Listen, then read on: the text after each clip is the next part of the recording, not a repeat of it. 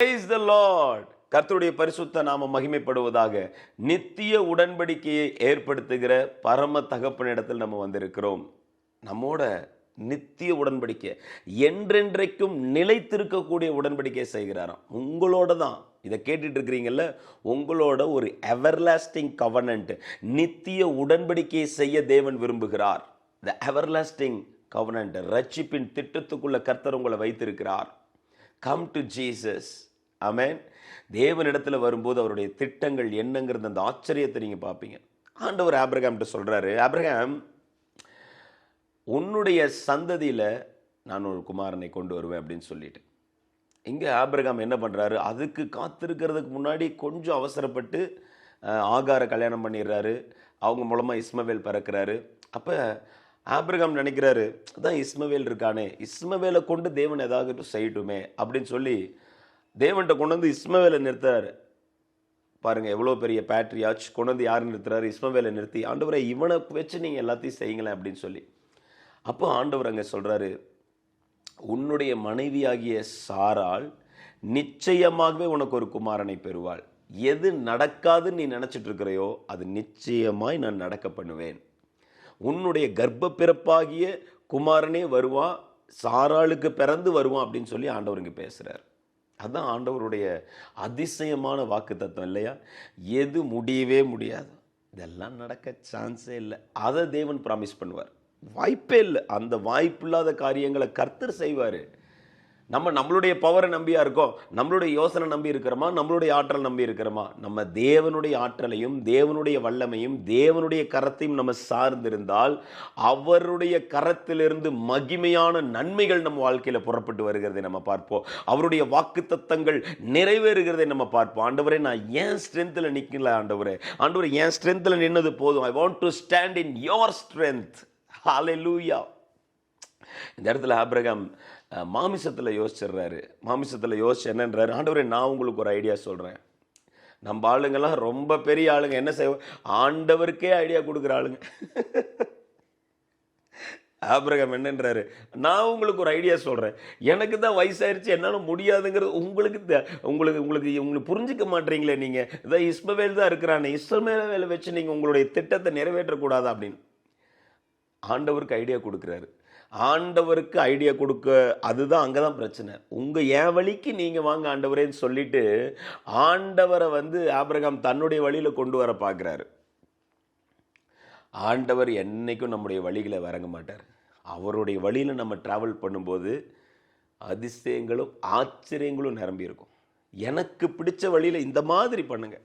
நீங்கள் மரியாள் இருக்காங்க இல்லையா, இதே புதிய ஏற்பாட்டில் கானாவூர் திருமணத்தில் மரியாள் இடத்துல போய் கேட்பாங்க இல்லையா, திராட்சரசம் குறைவுபட்ட பொழுது மரியாள் ஃபஸ்ட்டு டைரெக்டாக ஆண்டவர் அப்ரோச் பண்ணுவாங்க, ஏதாவது செய்யுங்க அப்படின்னு சொல்லிட்டு.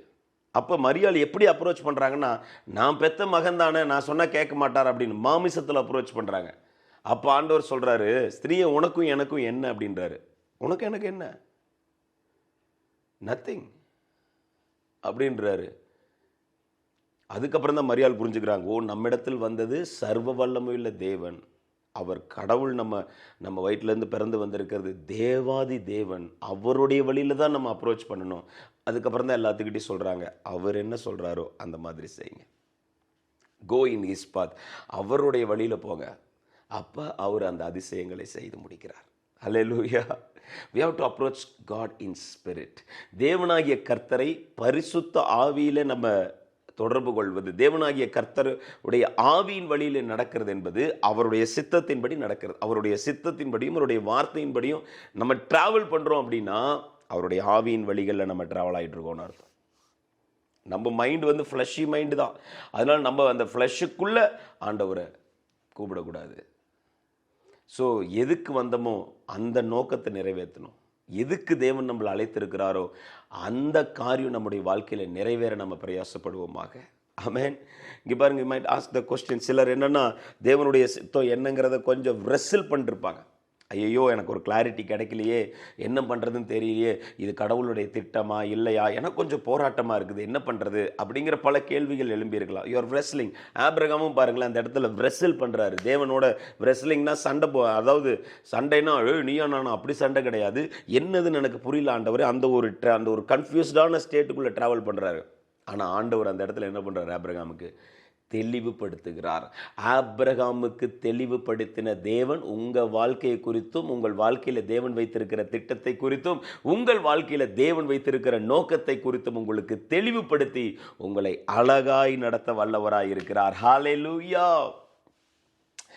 Trouble in believing. இங்கே ஆபிரகாமுக்கு பார்த்தீங்கன்னா நம்புறதுல கொஞ்சம் பிரச்சனை இருக்குது. இன்னைக்கு நிறைய எனக்கு ஒரு பிரச்சனை என்னன்னா, அதை விசுவாசித்து அதை நம்புறதுல தான் நிறைய பிரச்சனை. அவருடைய ப்ராமிஸ் எல்லாம் நம்ப முடியாததாக தான் இருக்கும். அதை நம்பிக்கையோடு விசுவாசிக்க தேவன் நம்மளை அழைச்சிருக்கிறார். ஆபிரகாம் ஆல்சோ ஹேட் பெரிய ஒரு விசுவாச வீரன் Abraham. Abraham was a great patriarch of faith. ஆனால் அவருக்குள்ளேயும் சில அந்த கன்ஃபியூஸ்டான ஸ்டேஜில் போயிருக்காரு. ஆனால் ஒன்றே ஒன்று, ஆண்டவரே எனக்குள்ள 1000 கன்ஃபியூஷன் இருந்தாலும் நீங்கள் சொல்லுகிறபடி நான் செய்கிறேன், உம்முடைய வார்த்தையின்படி நடக்க கடவுதுன்னு ஆண்டவர்கிட்ட கொடுத்தா ஆண்டவர் காரியங்கள் அழகாக வாய்க்க பண்ணுவார். நீங்கள் பேதுரு பாருங்களேன், இதே மாதிரி ஒரு கன்ஃபியூஸ்டு ஸ்டேட்டுக்கு போயிருப்பார். புதிய ஏற்பாட்டில் பேதுரு மீன் பிடிக்க போகும்போது, அவர் மீன் பிடிக்க போகும்போது நிறைய இப்போ நைட்டெல்லாம் பிரயாசப்பட்டிருப்பார், ரொம்ப கஷ்டப்பட்டிருப்பார், ஒன்றும் நடந்திருக்காது. ஆண்டவர் படகுக்குள்ளே இறங்குவார். ஆண்டவர் சொல்லுவார், இப்போ நீ போ அப்படின்னு. ஆண்டவரே இப்போ நான் நைட்டில் நான் ட்ராவல் பண்ணிட்டு தான் வந்திருக்கேன், ஃபுல்லாக தேடிட்டு தான் வந்திருக்கிறேன் அப்படின்னு சொல்கிறாரு. ஆனால் அந்த இடத்துல அவருக்கும் டவுட் வருது, அவருக்குள்ளேயும் நிறைய கொஸ்டின்ஸ் அரைஸ் ஆகுது. ஆனால் சொல்கிறாரு, ஆண்டவரே ஓகே ரைட், என்னுடைய டவுட்லாம் தூக்கி அந்த பக்கம் வைக்கிறேன், நீங்கள் சொல்கிறதுனால நான் போகிறேன், உங்களுடைய வார்த்தையை நான் கேட்டு அதுக்காக நான் போகிறேன்.